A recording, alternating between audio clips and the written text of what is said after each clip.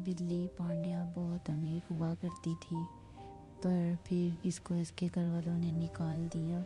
इधर उधर खाने के लिए भागती, फिर कभी लोगों से पत्थर खाती और रोनी शक्ल बनाती और इधर उधर जगह ढूंढती छुप जाने की।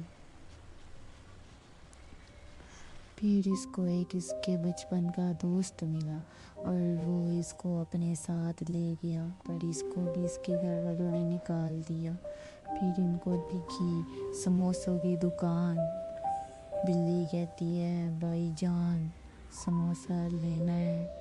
भाई ने समोसा तो दे दिया पर उसे छोड़ दिया।